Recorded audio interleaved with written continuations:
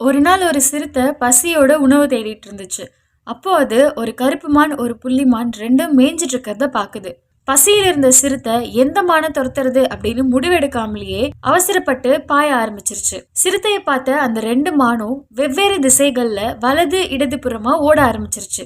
இப்போ துரத்திட்டு இருந்த சிறுத்தைக்கு ஒரே குழப்பம். கருப்பு மானை பிடிக்கிறதா இல்ல புள்ளி மானை பிடிக்கிறதா அப்படின்ட்டு. அதுக்கப்புறமா கருப்பு மானோட இறைச்சி ரொம்ப சுவையா இருக்கும், அதனால கருப்பு மானையே நம்ம துரத்தலாம் அப்படின்னு முடிவு பண்ணி கருப்பு மான் போன திசையை நோக்கி சிறுத்தை துரத்துது. ஆனா அது முடிவெடுத்து ஓடுறதுக்குள்ளேயே அந்த கருப்பு மான் ரொம்ப தூரம் ஓடி போயிடுச்சு. கருப்பு மான் ரொம்ப வேகமா ஓடக்கூடியது, அதனாலதான் நம்மளால அது பிடிக்க முடியல. நம்ம புள்ளி மானையே துரத்தி அதையே சாப்பிட்டுடலாம் அப்படின்னு சொல்லிட்டு சிறுத்தை திரும்பவும் முடிவெடுத்து எதிர் திசையை நோக்கி ஓடுது. ஆனா அதுக்குள்ள புள்ளி மான் பஞ்சா பறந்து எங்க போச்சுன்னு தெரியல. இப்போ பசியோட இருந்த சிறுத்தை அதோட இறை 1க்கு 2 இருந்தும் சரியான முடிவு எடுக்காததுனால எதுவுமே கிடைக்காம ஏமாற்றம் தான் அடைஞ்சது. இப்போ இந்த சிறுத்தை மாதிரி நம்மள எவ்வளவு பேர் இருக்கோம். முடிவு எடுக்கிறதுல தயக்கம் காட்டுறதுனால கிடைச்சதையும் இழந்துட்டு நம்ம நின்னுட்டு இருக்கோம். சரியான முடிவுல நிலையா நிக்கிறவங்களுக்கு நிச்சயமா வெற்றி அப்படின்றது உறுதியா கிடைக்கும். இந்த ஸ்டோரியோட அர்த்தம் உங்களுக்கு புரிஞ்சுச்சு அப்படின்னா மறக்காம இந்த வீடியோக்கு ஒரு லைக் பண்ணிடுங்க. 365 ஸ்டோரிஸ்ல ஸ்டோரி நம்பர் 3.